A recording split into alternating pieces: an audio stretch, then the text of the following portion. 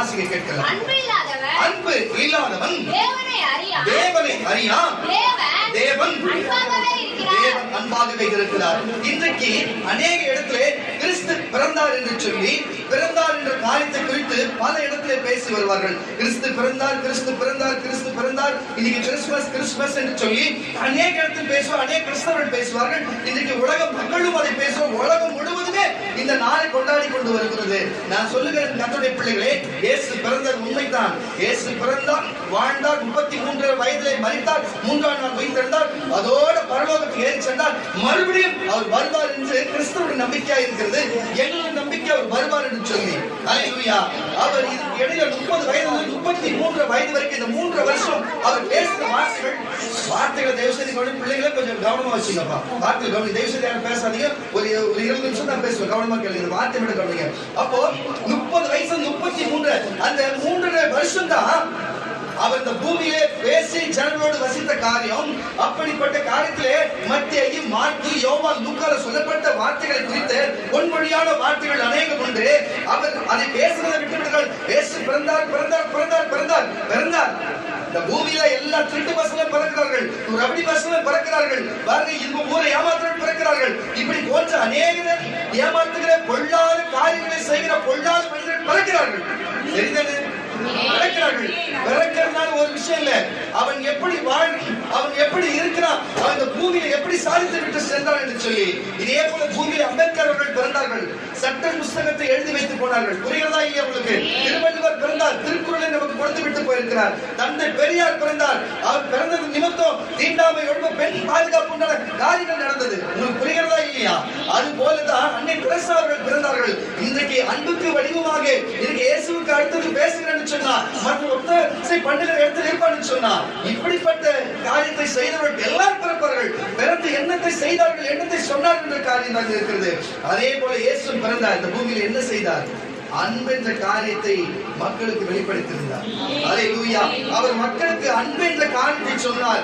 எந்தெந்த வடிவிலே மனுஷனுக்கு அன்புகளை செலுத்த வேண்டும், எந்தெந்த வடிவிலே அன்புகளை செலுத்தினால் மனுஷனுக்கு புரியும் என்று சொல்லி அவர் சொல்லுகிறார். பாருங்க, ஒரு மனுஷன் அன்பு இல்லாதவன் தேவனை அறியானா. ஒரு மனுஷனுக்கு அன்பு இல்லைன்னு சொன்னா சொந்த தகப்பனையோ தாயையோ தன் மனைவியோ தன் பிள்ளைகளையோ மட்டுமல்ல, அக்கம் பக்கத்து மக்களையோ சரி, ஒருத்தவங்களுக்கு உதவி செய்யாம, ஒருத்தருக்கு நன்மை செய்யாம, தீங்கு மட்டும் செய்து தான் என்று தனக்கென்று வாழ்ந்து மற்றவர்கள் தீங்க செய்கிறவன், இவன் எந்த கடவுளை கும்பிட்டாலும் அவன் தேவனை அறியாதவன். அவனுக்கு தேவனை தெரியாதான். அவன் என்ன வேணா வஸ்திரத்திலும் சரி, என்ன ஆடைகளும், எந்த ஆடைகளும், எந்த ஆபரணங்களும் அறிந்தாலும் சரி, மற்றவனுக்கு ஒருத்தர் உதவி செய்யலன்னு சொன்னா, மற்றவனுக்கு ஒரு நன்மை செய்யலன்னு சொன்னா, அன்பு இருந்தாதான் மற்றவன் உதவி செய்வான். புரியுதா இல்லையா? அன்போட வடிவம் மற்றவங்க உதவி செய்யறதா இருக்கும், நேசிக்கிறதா இருக்கும், அவங்களுக்கு தேவைகளை சந்திக்கிறதா இருக்கும். அன்பு பல வடிவில் இருக்கு. நம்ம வேத புஸ்தகத்துக்கு என்ன சொல்லுது பார்ப்போம். அப்போ ஒருத்தர் அன்பு இல்லைன்னா அவன் தேவன கடவுளே அவனுக்கு தெரியாது. அப்ப கடவுளுக்கு அவனையும் தெரியாது. அதுதான் இயேசு சொன்ன வசனத்தை வாசிக்க கேட்கலாம். அன்பு இல்லாதவன் தேவனை அறியான். தேவன் அன்பாகவே இருக்கிறான். அந்த அன்பின் வடிவமாகிய அந்த மனிதர்களோட மாணிக்கம் இந்த பூமியிலே மனுஷன் அவதரித்து பிறந்து 33 ஆண்டுகள் வாழ்ந்தது. அது 30வது வயதிலே அது சொன்ன வார்த்தைகள் இவ்வளவு சாரம்சமான காரியம் இருக்கிறது. அதை விட்டு குழந்தை பிறந்து, குழந்தை வளர்ந்து, குழந்தை குடியில் வச்சோம், அதை வச்சோ, கொடி வச்சோம், பூ வச்சோம், புண்ணாக்கு வச்சோம் என்று சொல்லுகிற காரியம் எல்லாம் எந்த காரியத்துக்கும் உதவாது. அவர் என்ன பேசினாரோ, சித்தாந்தம் என்ன இருக்கிறதோ, என்ன வேதாந்தம் இருக்கிறதோ, என்ன அரிச்சுபடி இருக்கிறதோ, அவர் பின்பற்றும்படிக்கு அவர் என்ன சொல்லிவிட்டு போனார் சொல்லி இருக்கிற காரியத்தை நம்ம பார்க்க போகிறோம். கர்த்தருடைய பிள்ளைகளே, இந்த வார்த்தைகளை அன்பு இல்லாதவன் தேவனை அறியானான். அப்போ ஒரு மனுஷன், நான் தேவனுடைய பக்தியா இருக்கிறேன், நான் தேவனை நேசிக்கிறேன், நான் உபவாசம் இருக்கிறேன், நான் தேவனோடு பற்றி இருக்கிறேன், நான் ஒழுங்கா ஜெபிக்கிறேன், சபைக்கு வரேன், சரிதான் இதெல்லாம் செய்யறதா. ஆனா உங்களுக்கு அன்பு இல்லைன்னா தேவனை அறியான். தேவனே உனக்கு தெரியாது. அப்ப தேவன் நமக்கு தெரியலனா அப்ப எதைதான் நம்ம வழிபடுறோம்? அப்ப தேவனும் நம்மளுக்கு தெரியாதான் சொல்லுவாரு. அப்போ இந்த உலகத்துல எந்த மனுஷனா இருந்தாலும், மனுஷியா இருந்தாலும், யாரா இருந்தாலும் முதல் அவர்களுக்கு அன்பு வேணுமா? அல்லேலூயா.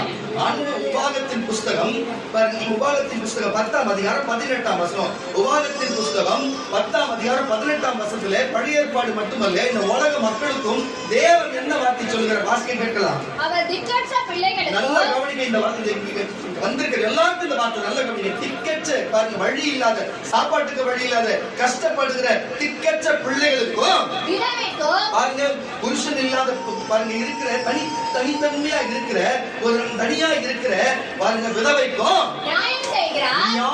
நியாயம் செய்கிறார். அந்நியன் தெரியாதவன், இந்த நாட்டுக்காரன், அந்த நாட்டுக்காரன், இந்த மொழிக்காரன், இந்திக்காரன், தெலுங்குக்காரன், மலையாளத்துக்காரன் என்று மொழி பேதம் இல்லாம எல்லாருமே மனுஷர்கள் என்று அந்நியன் என்று பாராம அன்பு வைத்து அவனுக்கு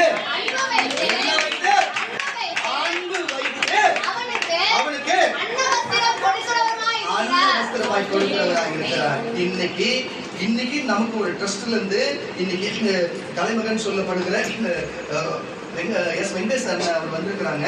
இன்றைக்கு இந்த வேதம் என்ன வார்த்தை சொல்லுகிறதோ, அவர் இந்த செம்மஞ்சேரி பகுதியிலும் மட்டுமல்ல, பெரும்பாக்கம் பகுதி மட்டுமல்ல, இங்க இருக்கிற பல பகுதிகளுக்கு அவர் செய்து வருகிறார். அநேக உதவிகள், அநேக காரியம் செய்து வருகிறார். இதை எதுக்கு சொல்லணும்னு சொன்னா, வேத வசனம் சொல்லுங்க, அவர்களுக்கு அந்நியர்களுக்கு அன்னவஸ்திரம் கொடுக்கிறாரா?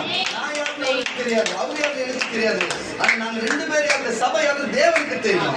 அப்ப அன்புள்ளவன் அவர் எந்த சமூகத்தை சார்ந்தவனா இருக்கட்டும், எந்த தெய்வத்தை வழிபடுறவனா இருக்கட்டும், அன்புள்ளவன் தேவனை, அன்பு இல்லாதவன் தேவன் அறியான். அப்ப அன்புள்ளவன் தேவன் கூட இருக்கிறாங்க. கர்த்தத்தை எல்லாம் சொல்லுவாங்க. ஹalleluya. அவர் திக்கற்ற, ஒண்ணுமே பயன்படாத, கஷ்டப்பட்டு எனக்கு உதவி செய்ய யாரும் இல்லை, எனக்கு ஒத்தாசை செய்ய யாரும் இல்லை என்று சொல்லி திக்கற்றவர்களுக்கும், புருஷன் இல்ல தலைமைத்துவமாய் இருக்கிற புருஷன் இல்லாத விதவைகளுக்கும் நியாயம், இதுதான் சரி, இதுதான் கரெக்ட் என்று நியாயம் செய்கிறவரும், யாரு எவனும் தெரியாத போக உதவி கேட்க போகிறவர்களுக்கெல்லாம், அந்நியருக்கு தெரியாதவர்களுக்கும் அன்பு வைத்து அன்னமும் வஸ்திரமும் கொடுக்கிறவராக இருக்கிறார். ஹalleluya. கர்த்தருக்கு அல்லேலூயா சொல்லுவாங்க.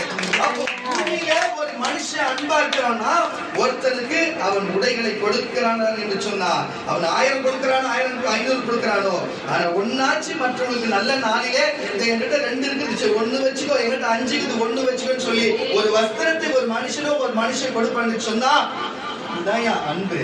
ஹalleluya. என்கிட்ட 2 சாப்பாடு சாப்பிட்டேன், வேஸ்டா வச்சா போயிடும், நீங்க சாப்பிடுறது அன்னத்தை கொடுக்கறான்னு சொன்னா, அதுதான் அன்பு. ஒரு மனுஷனுக்கு நம்ம கிட்ட இருக்குன்னா, நம்ம கிட்ட இருக்கிறது சரி, அவங்க கிட்ட இல்ல சரி, கொடுக்கணும்னு ஒரு எண்ணம் வருது பாரு, அதுதாங்க கொடுக்கிற விஷயத்துல அன்பு. ஹalleluya. அதே நேரத்துல 1 யோவான் புத்தகத்திலும் அவர் சொன்னார், அன்பில்லாதவன் தேவனை அறியான் என்று சொல்லி. இங்க என்ன சொல்லுகிறாரு? அன்புள்ளவன். ஹalleluya. பாருங்க, அவர் தேவன் அன்பா இருக்கிறாரா? அவர் அன்பா இருந்தா அந்நியர்களுக்கு அன்னவஸ்திரம் கொடுக்கிறாரா? விதவைகளுக்கு நியாயம் செய்கிறாரா? ஹalleluya. நம்ம வழிபடுகிற தேவன், நம்ம ஆராதிக்கிற தேவன், அவர் ஏழைகளுக்கும் எளிய மக்களுக்கும் பொதுவான எல்லா மக்களுக்குமே இப்படி ஒத்தாசை செய்கிறவராக இருக்கிறாரு. இந்த இயேசு கரங்களை தட்டி ஒரு சொல்லுவோமாக, ஹalleluya சொல்லுவோமாக. அப்படி சொல்லுங்க பிள்ளைகளே, பாருங்க, வேதத்திலே, வேத புஸ்தகத்திலே ஒரு ஸ்திரியை குறித்து, ஒரு பெண்ணை குறித்து, ஒரு ஸ்திரியை குறித்து நம்ம வேதத்தில் வாசித்திருப்போம். எஸ்தர் என்ற ஒரு ஸ்திரீ, அவங்க அவர் வேற ஒரு நாட்டிலே இருந்தார்கள். பாருங்க, இருக்கிற நாட்டிலே இஸ்ரவேலில் இருந்து அவர் அடிமையா பிடித்துக் கொண்டு போய் வேற நாட்டிலே அவங்க அடிமைக்கு விற்று போட்டார்கள். அந்த அடிமைத்தனமா இருக்கிற இடத்திலே அங்கிட்டு ராஜா கவனிங்க, யாரு இல்ல ஏற்று வெளில போதே செய்து சொல்றத கவனிங்க. ஹalleluya. இத எதுக்கு சொல்லுகிறேன்னு சொன்னா, பாருங்க, ஒரு ஸ்திரீ இப்படி இருந்தா, அப்படிப்பட்ட ஒரு ஸ்திரீ இருக்கும்போது அடிமையாய் போடப்பட்டா, அந்த பாருங்க யூத ஜனமே, இஸ்ரவேல் ஜனமே அடிமையாகப்பட்டு அவர்கள் அந்நிய தேசத்துக்கு, தெரியாத தேசத்துக்கு போயிருக்கும் பொழுது, அந்த ராஜாவுக்கு திருமண காரியம் வந்து அநேக ராணிகளை பார்க்கிறார், அநேக ராணிகளை ஏற்படுத்தி அநேக பெண்களை பார்க்கிறார். அப்போ எஸ்தரை பிடித்து, அடிமை பெண்ணாக எஸ்தரை பிடித்ததுனாலே அவர்கள் அழைத்து அவர்களுக்கு எல்லா நாடுகளிலும் அவர்களுக்கு திருமணம் செய்ய வேண்டும் ஆட்களை வரவைத்தார்கள். அவருக்கு பார்த்தீங்கன்னு சொன்னா, எஸ்தரை பிடித்தபடினால இஸ்ரவேலில் இருக்கிற யூத வம்சத்தை சார்ந்த, இஸ்ரவேலில் இருக்கிற யூத வம்சத்தை சார்ந்த எஸ்தரை அந்நிய மகனாகிய அந்நிய ராஜாவாகிய இந்த இவங்களுக்கு சம்மதமே கிடையாது. ஆனா பிடித்தது நிமித்தம் என்ன நடக்கிறது? அவர்கள் திருமணம் செய்கிறார்கள். பட்டத்து ராணியாய் அவங்க அதிகாரம் கொடுக்கிறார். பட்டத்து இளவரசியாய் மாற்றுகிறார். ராணியாக மாற்றி விடுகிறார். மாற்றி விட பிறகு என்ன நடக்கிறது சொன்னா ஒரு காரியத்தை சொல்லுகிறேன். இவங்க அடிமையா இருந்தார்கள். அடிமையா இருந்தாலும் இவங்க தேவனை பற்றுகிறது நிமித்தமும் இவங்க அநேக அறிவான காரியங்கள் செய்கிறது நிமித்தமும் அந்த ராஜாவினுடைய அரண்மனையில் இருக்கிற மந்திரிமார்கள் என்ன செய்தார்கள் சொன்னா மொர்தெகாய் என்று சொல்லப்படுகிற எஸ்தரின் உறவுக்காரராக இருக்க மொர்தெகாய் மட்டுமல்ல அங்க இருக்கிற யூதர்கள் நல்ல கிடுங்க யூதர் ஒருவனை மட்டும் அழிக்க கூடாது, யூத இனத்தையே அழிக்க வேண்டும் என்று சொல்லி நம்ம சக வாழ்ந்த காலத்திலே நமக்கு முன்னோர்கள் வாழ்ந்த காலத்திலே ஹிட்லர் என்று ஒருவரை சர்வாதிகாரியாகிய ஹிட்லர் ஜெர்மனியில வாழ்ந்த ஹிட்லர் குறித்து தெரியும். அவர் பாருங்க யூத இனமே இருக்கக்கூடாது சொல்லி லட்சோப லட்சம் யூதர்களை கொண்டு தீர்த்தான் என்று உங்களுக்கு கேள்விப்பட்டிருப்பீங்க. அதுக்கு முன்பாக அதுக்கு முன்னாடி ஒரு சம்பவம் நடந்தது. வேத புஸ்தகத்தில் சொல்லப்பட்டிருக்கிறது போல அந்த யூத இனமே இல்லாத அழிக்க வேண்டும் என்று மந்திரிகள் ராஜாவுக்கு தெரியாது, அரண்மனைக்கு நிறைய பேருக்கு தெரியாது. இந்த மந்திரிகள் மட்டும் முடிவெடுத்து யூதர்களை கொல்ல வேண்டும், அந்த இனத்தை அழிக்க வேண்டும், அடிமை அந்த இனமே இருக்கக்கூடாது என்று நினைத்திருக்கிற வேலைகளே அப்போ ஒரே யூத பெண்ணாகிய அந்த அங்க இருக்கிற அந்த ஸ்திரியை கொண்டு என்ன செய்கிறது சொன்னா அவன் போய் மொர்தெகாய் சொல்லி மொர்தெகாய் நீ போய் நீ ராணியாக மாறி நீ அதுக்கப்புறம் நம்ம போய் இந்த காட்டு சொல்லலாம் என்று சொல்லி அவர் மிகுந்த யார் மேல எஸ்தர் மேல அந்த அந்நிய ராஜா இவங்க யூதர்கள் இருந்தாலும் வேற மொழி பேசுறவங்களா இருந்தாலும் அந்த ராஜா யார் மேல அந்த எஸ்தர் மேல அன்பு வைத்தது நிமித்தம் நான் ராணியா மாற்றுகிறேன்னு சொல்லி ஒரு பட்டத்துக்கு ஒரு ராணியாக மாற்றியது மட்டுமல்லாம இவங்க அவர் மேல் வச்ச அன்பின் நிமித்தம் அந்த யூத மக்கள் வச்சிருந்த அன்பின் நிமித்தம் சொல்லுற இந்த மாதிரி மந்திரிமார்களா சேர்ந்து எங்க யூத மனுஷன் மட்டுமல்ல அந்த இனத்தையே அழிக்க வேண்டும் சொல்லுகிறாங்க. எனக்கு தெரியாது, உங்களுக்கு நீங்க தான் சொன்னீங்க சொல்லி படையெடுத்து போறாங்க, இது மாதிரி செய்யறாங்க, இது பாவம் இல்லையா, இது செய்யலாமா, அச்சோ அப்படியா நான் செய்யறேன்னு சொல்லி அது தவறான காரியத்தை சொல்லி விரோதமா பேசுறான்னு சொல்லி என்னென்ன சூழ்ச்சி செய்தார்களோ அந்த மந்திரிமார்கள் பிடித்து எந்த மந்திரிமார்கள் சூழ்ச்சி செய்தவர் கொள்ள நினைச்சாலும் அந்த மந்திரிமார்களே அவர் கொள்ளும்படிக்கு ராஜா கட்டளையிட்டார். நான் சொல்லுகிறேன், ஒரே ஒரு யூதராக இருந்த ஒரு ஸ்திரீ கணவன் அவளுக்கு அந்த அந்த யூத மக்கள் மேல் இருந்த அன்பின் நிமித்தம் அந்த தேசமே காக்கப்பட்டது. அது தேவாலயத்திலே கட்டப்பட்டது. கொஞ்சம் பல வரலாறு இருக்கிறது. ஒருத்தங்க அன்பா இருந்தா ஒரு இனம் மட்டுமல்ல, ஒரு நாடு மட்டுமல்ல, இந்த உலகம் முழுவதும் காக்கப்படும். கருத்து தச்சுவர்களே சொல்லுவோமா? எஸ்தரின் புஸ்தகம் 2ஆம் அதிகாரம் 17ஆம் எஸ்தரின் புஸ்தகம் 2ஆம் அதிகாரம் 17ஆம் வசனம் சீக்கிரம். எஸ்தர் 2:17. ராஜா பாருங்க சகல ஸ்திரீகளை பார்க்கிலும் எஸ்தர் மேல் அன்பு வைத்தார். தேவன் அப்படிப்பட்ட காரியத்தை முன்னிறுத்தி இருக்கிறார். பாருங்க சகல ராணிகளுக்கு திருமணமாக கொண்டு வந்தாலும் சகல ஸ்திரீகள் இருந்தாலும் ஆனா எஸ்தர் மேலே ராஜா அன்பு வைத்தார். சகல கன்னிகளை பார்க்கிலும் அவனுக்கு அவன் சமூகத்தில் அதிக தயையும் கிடைத்தது. ஆகையால் அவர் ராஜ கிரீடத்தை சிரசின் மேல் வைத்து அவளை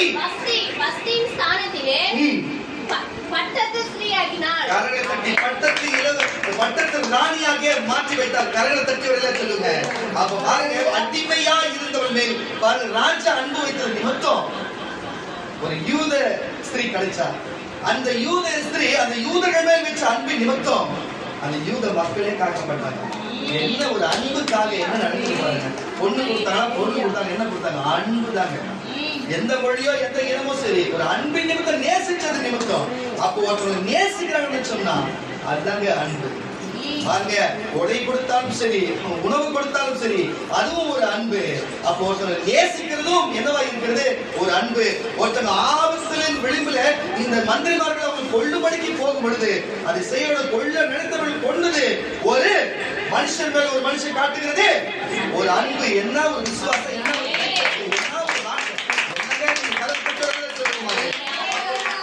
காரியம் நடக்கிறது.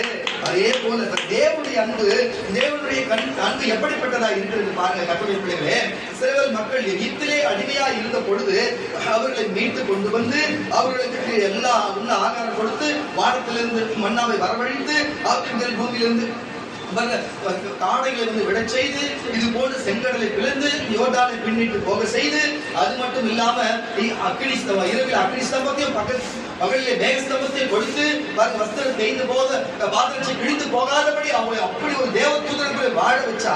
ஆனா இவர்கள் என்ன செய்கிறார்கள்? தேவனுடைய வார்த்தை கேளாமல் அதை மாற்றிவிட்டு இவர்கள் தன்னாலே தானேயான காரியங்கள் செய்தாலும் சரி, அவங்க கொள்ளும்படியான காரியங்கள் வந்தாலும் சரி, தேவன் அவர்கள் மேலே வைச்ச அன்பின் நிமித்தம் அவர்களை இரக்கத்தோடு விடுகிறாரா? ஏன்னா அவர் வச்ச அன்பின் நிமித்தம், அவர்கள் தவறுகள் செய்திருந்தாலும் சரி, அவர்கள் மேல் வச்ச அன்பின் நிமித்தம் அவர்களை அவர் காப்பாற்றுகிற தேவனாய் இருக்கிறார். கர்த்தருடைய பிள்ளைகளே, வாசிக்க கேட்ட ஓசியாவின் புஸ்தகம் 11ஆம் அதிகாரம் 4ஆம் வசனம். ஓசியாவின் புஸ்தகம் 11ஆம் அதிகாரம் 4ஆம் வசனத்தை கூட மனுஷரை கட்டி இழுக்கிற கரங்களை தட்டி வரல சொல்லுவோம். இந்த உலகத்திலே யார் என்ன செய்கிறார்கள் தெரியல.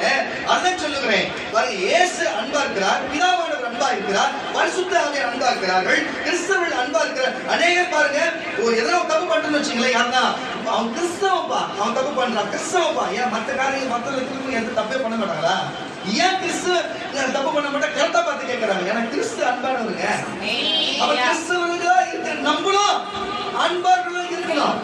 அதை விட்டுட்டு நம்ம மாறி போகிற உலகத்துல எல்லாரும் கேட்பா, அவன் கிறிஸ்தவ இப்படி செஞ்சுட்டாருன்னு சொல்லி நம்மளாங்க நம்ம மாத்திக்கணும். அல்லேலூயா. ஆனா தேவன் எப்படி செய்கிறாரா? நம்ம தப்பு செய்த நம்ம முன்னோர்களை அன்பின் கைகளால, உலகத்துல எத்தனையோ கயிறு இருக்குது, எத்தனை சணல் கயிறு, அந்த கயிறு, இந்த கயிறு, நூல் கயிறு என்று சொல்லி இருக்குது. ஆனா அன்பின் கைகளாலே கட்டி ஒரு மனுஷனை விட்டு வேற என்று போனாலும் சரி, அவன் வேறு என்று அழைக்கிற தேவனா இருக்கிறார். இது போல ஒருவர்ல வாசிக்க கேட்கலாம். மனுஷரை கட்டி எடுக்கிற அன்பின் கயிறுகளால் நான் அவர்களை இழுத்தேன், அவர்கள் கழுத்துகள் மேல் இருந்த நுகத்தடியை எடுத்து போடுகிறவரை போல் இருந்து அவங்க பட்சம் சாய்ந்து அவர்களுக்கு அவர்களுக்கு ஆதாரம் கொடுத்தேன். அப்ப அவர் அன்பின் நிமித்த கைகள் எடுத்தா அவர் பாதுகாக்கிறதும் ஒரு அன்புதான். அவர் பாதுகாத்து ஆதாரத்தை கொடுக்கிறதும் ஒரு அன்புதான். ஆகாரத்தை கொடுக்கிறது ஒரு பாதுகாப்பு, ஒரு பிரச்சனை தான் பாதுகாக்கிறதும் ஒரு அன்பான காரியமாக இருக்குது. கர்த்தருடைய பிள்ளைகளே, இஸ்ரவேல் மக்கள் மேலே வச்ச அன்பு. லேவியராகமம் புஸ்தகம் 19ஆம் அதிகாரம் 18ஆம் வசனம் முடிச்சலாம். லேவியராகமம் புஸ்தகம் 19ஆம் அதிகாரம் 18ஆம் வசனத்தை வாசிக்க கேட்கலாம் சீக்கிரம்.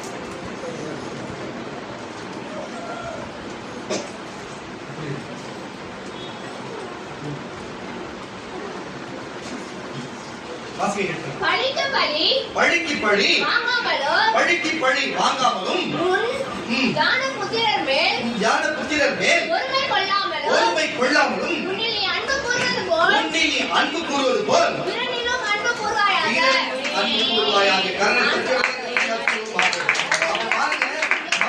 நம்ம மேல நம்ம நகை வெட்டணும், முடி வெட்டணும், நம்ம பல்லு தேய்க்கணும், குளிக்கணும், 3 வேளை சாப்பிடணும், நல்ல ட்ரெஸ் போடணும்னு சொல்லி நம்ம மேல நம்ம அன்பு செலுத்துகிறது போல பிறன் மேலும் நீ அன்பு செலுத்த வேண்டும் சொல்ற மறுபடியும் பசங்க வாசி. பழிக்கு பழி ஒருத்தவங்க அடிச்சா கூட நீ அவளை பழிக்கு பழி வாங்காமலோ உன் ஜன புத்திரர் மேல் பொறாமை கொள்ளாமலோ உன்னையே நீ அன்பு கூறுவது போல் பிறர் மேலும்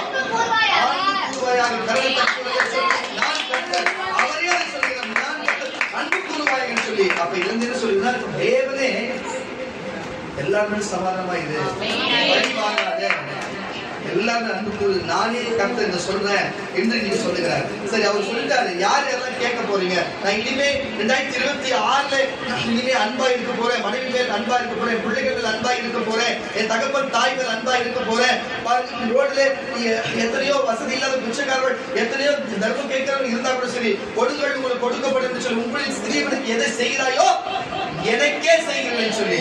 நான் ஒன்னு சொல்றேன், இயேசு சொன்னார் பாருங்க, உங்களை விட ஒரு பணத்திலோ அவங்க உடையிலோ இல்ல வீடு வாசல் இல்லாம உங்களோட கொஞ்சம் கம்மியா தான் வச்சுங்களேன், அவங்களுக்கு நீ எதை செய்கிறியோ, இயேசு சொல்றார், உங்களில் சிறியோனுக்கு நீ எதை செய்கிறாயோ அதை எனக்கே செய்கிறாய். அப்ப இயேசுக்கு ஒருத்தவன் வேதம் சொல்லுது, கர்த்தருக்கு கடன் கொடுத்து பாருங்க, ஏழைக்கு இருக்கிறவன் கர்த்தருக்கு கடன் கொடுக்கிறான். அப்ப புரிஞ்சு கொள்ளுங்க. அப்ப பழைய ஏற்பாட்டில் ஏழைக்கு கர்த்தருக்கு கடன் கொடுக்கிறான்னு சொல்லுது. இயேசு புதிய ஏற்பாட்டில் சொல்லுகிறாரு, உங்களில் சிறியவனுக்கு எதை செய்கிறாயோ அதை எனக்கே செய்கிறேன். அப்போ உங்களில் சிறியவனுக்கு எதை நீ செய்யாம இருக்கிறாயோ நீ எனக்கு செய்யாம இருக்கிறேன். அப்ப நான் என்ன சொல்றேன்னா, நீ இயேசுக்கு ஒண்ணு செய்யணும்னு நினைச்சு எது செஞ்சாலும் சரி, நான் ஒரு வஸ்திரம் ஒருத்தவங்களுக்கு கொடுக்கனாலும் இயேசுவுக்கு கொடுக்கிறேன்னு சொல்லி கொடு. அல்லேலூயா. உங்களுக்கு சிறியவனுக்கு எதை கொடுத்தாலும் சரி, கர்த்தருக்கு கொடுக்கிறேன்னு சொல்லி கொடு. கொடுங்கள், அப்புறம் கொடுக்கிற உங்களுக்கும் கொடுக்கப்படும். அல்லேலூயா. உன் அன்பின் நிமித்தம் நீ இயேசு சொன்ன வார்த்தை கேட்கிறது போல அன்பான காரியத்தை உண்டாகி இருக்கும். கர்த்தருடைய பிள்ளைகளே, நான் சொல்லுகிறேன், தேவன் அன்பாக இருக்க வேண்டும் என்று சொல்லி இருக்கிறாரு. வாசிக்க கேட்கலாம். மத்திய சுவிசேஷம் புஸ்தகம் 19ஆம் அதிகாரம் 19ஆம் வசனம் முடிச்சலாம் சீக்கிரம். உன் தகப்பனையும் கரங்களை தட்டி வரல சொல்லு. உன் தகப்பனையும் உன் தாயையும் கனம் பண்ணுவாயாக. உன்னிடத்தில் நீ அன்பு கூறுவது போல. இயேசு சொல்றாரா? இயேசு சொல்றாரா? உன்னிடத்தில் நீ அன்பு கூறுவது போல பிறனிடத்திலும் அன்பு கூறுவாயாக என்று சொன்னார். சொல்லு என்றார். கரங்களை தட்டி வரல சொல்லுவாங்க. ஏற்கனவே இயேசு தெளிவான காரியத்தை சொல்லி இருக்கிறார். இப்படிப்பட்ட காரியத்தை சொல்லி இருக்கிறார். அல்லேலூயா. அதே பாருங்க, யோவான் சுவிசேஷ புஸ்தகம் 17ஆம் அதிகாரம் 23, அவ்வளவு 2 வசனம். யோவான் சுவிசேஷ புஸ்தகம் 17ஆம் 23ஆம் வசனம் சொல்லுகிறது. சீக்கிரம். ஒருமைப்பாட்டில் யோவான் எழுதின சுவிசேஷ புஸ்தகம் 17ஆம் அதிகாரம் 23ஆம் வசனமா?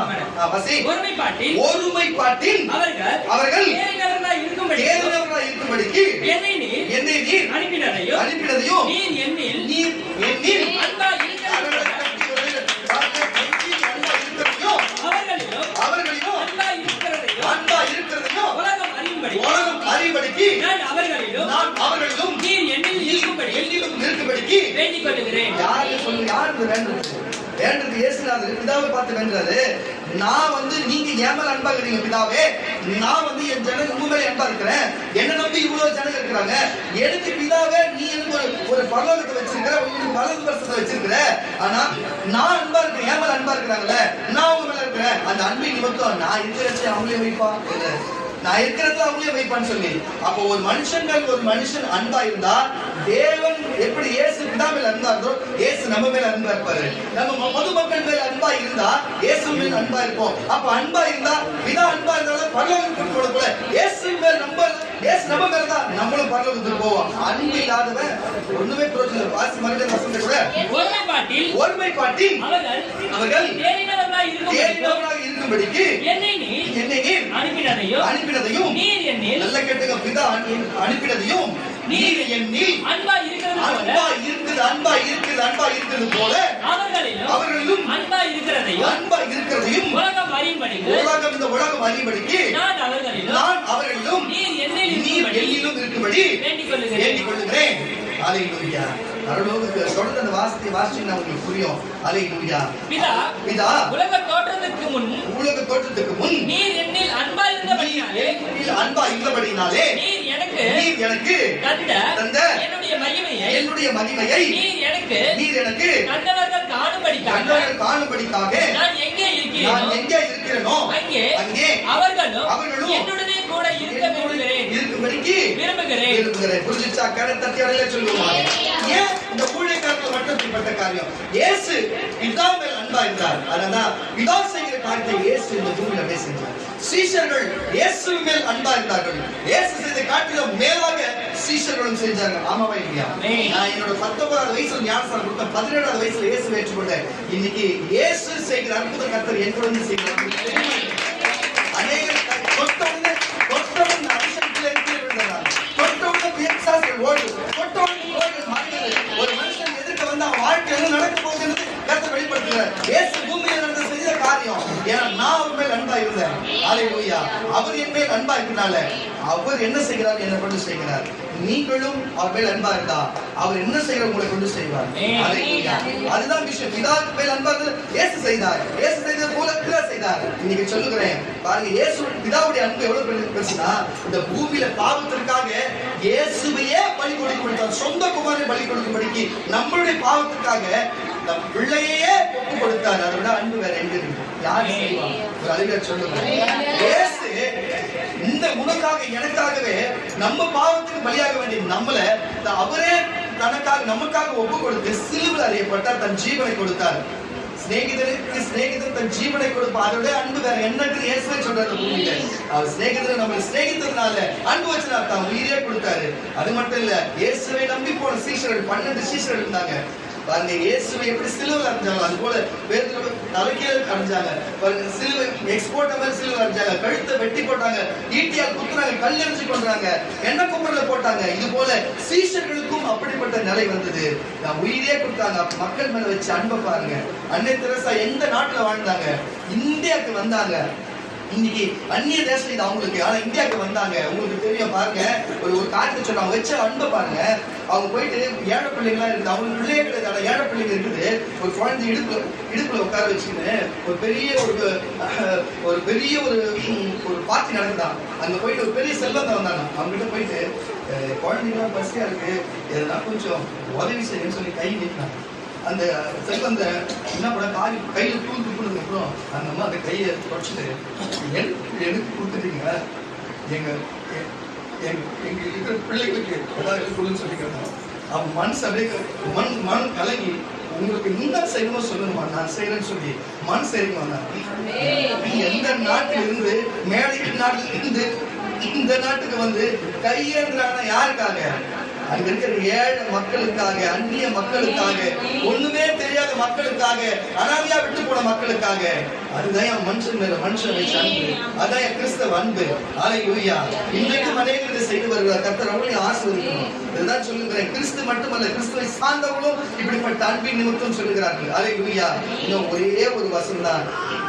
1 யோவான் புஸ்தகம் 5ஆம் அதிகாரம் 1ஆம் வசனம். 1 யோவான் புஸ்தகம் 5ஆம் அதிகாரம் 1ஆம் வசனம். அன்பு இருந்தா எப்படி இருக்கணும்? தேவன் எப்படிலாம் இருக்க சொல்லுகிறார்? அன்பு இருந்தா என்ன செய்யும், அன்பு இருந்தா என்னென்ன செய்யாது என்று சொல்லியிருந்த ஒரு முடிச்சிடலாம். ஏன்னா அண்ணன் வெளியில போனோம். சரி, இயேசுவானவரே கிறிஸ்து என்று விசுவாசிக்கிற எவனோ, நல்ல கேளுங்க, இயேசுவே ரட்சகர் என்றும் இயேசுவே காவல் காக்கிற தேவன், அவரே தேவன் என்று கிறிஸ்து என்று விசுவாசிக்கிற எவனோ, இங்கே வந்திருக்கிற யாருன்னு நம்புறவங்க இருப்பீங்கன்னா தேவனாலே பிறந்திருக்கிறார். அவங்க தான் தேவனாலே அவங்கதான். அப்ப இருந்து இந்த ஊருக்குள்ள நம்ம பெற்றிருப்பாங்க, இயேசு பிறந்தார் சொல்லி. அட பாவிங்களா, இயேசு பிறந்தார் சொல்லி. இயேசு பிறந்தாரு, இயேசு இந்த மாதிரி அன்பு குறிச்சு பேசினாரு. பிரசங்கத்துல பேசுறீங்களா?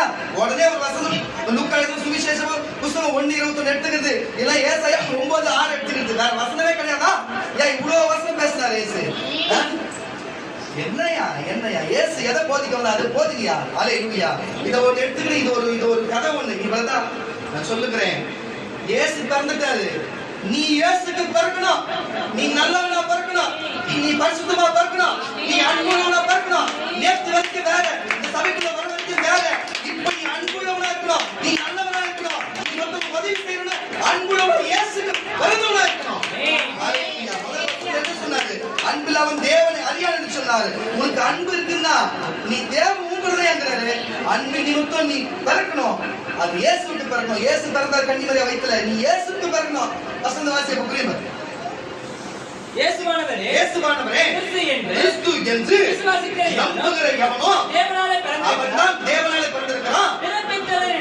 பாருங்க, நம்மள இந்த பூமியில பிறப்பிக்கின்றவரிடத்திலே அன்பு கூறுகிற அவர் மேல் அன்பு கூறுகிற எவன், அன்பு கூறுகிற எவனோ அவராலே பிறப்பிக்கப்பட்டவன். என்ன கரங்களை தட்ட மாட்டீங்க?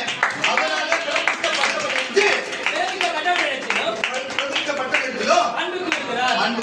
அவர்கிட்டே அன்பு கூறுகிறார். அவனால பிறந்தவர்கள் மேலோ கிறிஸ்தவனா இருந்த அன்பு கூறுகிறார். நாம் தேவனிடத்தில் அன்பு கூர்ந்து அவருடைய கற்பனைகளை கைக்கொள்ளும் போது தேவனுடைய பிள்ளைகள் இடத்தில் வந்திருக்கிற பொதுமக்கள் இடத்திலே அன்பு கூறுகிறோம் என்று அறிந்து கொள்ளுகிறோம்.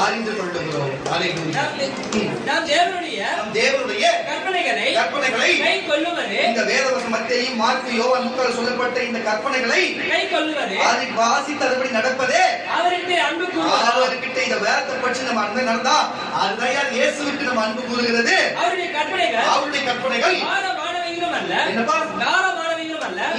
தேவனால் பிறந்ததெல்லாம் உலகத்தை ஜெயிக்கும். நம்மளுடைய நம்பிக்கையை உலகத்தை ஜெயித்தாரு. அது ஜெயித்து போயிட்டாரு. நீ அவரை விசுவாசம் வச்சுக்கா, நீ உலகத்தை ஜெயிப்பன்னு போன்னு சொல்றாரு, அட குடிச்சிக்க மாட்டாங்க, அவங்க போனதுதான் பேசுறாங்க தவிர நீயும் அது மாதிரி போன்னு சொல்லி இருக்கிறாரு விட்டுறாங்க. அல்லேலூயா. நம்பிக்கையா இருங்க, அன்பு செலுத்துங்க. அல்லேலூயா, அல்லேலூயா, அல்லேலூயா. கர்த்தர் இந்த வார்த்தைகளை ஜனங்கள் காதில் கேட்டவர்கள் அப்படியே அதை வாழ்க்கை கிரிச்சைகளுக்காக நம்ம பாசம் மிக்க சுருக்கமான ஜனங்கள். சோதரன் நல்ல பிதாவே, அப்பா எல்லாரும் அன்பு அன்பு அன்பு என்று சொன்ன வார்த்தைக்கு நன்றி ஆண்டவரே. அப்பா நீர் எங்களுக்கு அன்பா இருக்கிறது போல நாங்களும் படுத்து அன்பா இருக்க எங்களுக்கு உதவி செய்ய ராஜா. இந்த வார்த்தை வசனம் எல்லா ஜனங்கள் கேட்டு அது மாதிரி நடக்கிறபடி ஆண்டவரே, இனி யாரெல்லாம் ஆண்டவரே நாங்கள் அன்பா இருக்கவும் நீர் எங்கள் மேல் அன்பா இருக்கோம் ஆண்டவரே, உதவி செய்யும். கருத்துல ஒப்பு கொடுக்கிறேன். இந்த வார்த்தை வசனம் அப்படியே கீழிச்சிட்டு ராஜா, எங்க ஆயுசு முடிகிற வரைக்கும் நீ இந்த பூமிக்கு வருகிற வரையில் ஆண்டவரே இந்த வார்த்தை வசனம் அப்படியே எங்கள் வாழ்க்கையில கீழே செய்யணும். நசனா இயேசு நாமத்தில் பிதாவே. அல்லேலூயா. இன்னைக்கு குடும்பத்துல டைம் இருக்கு. எல்லாரும் முன்னாடி நீங்க இல்ல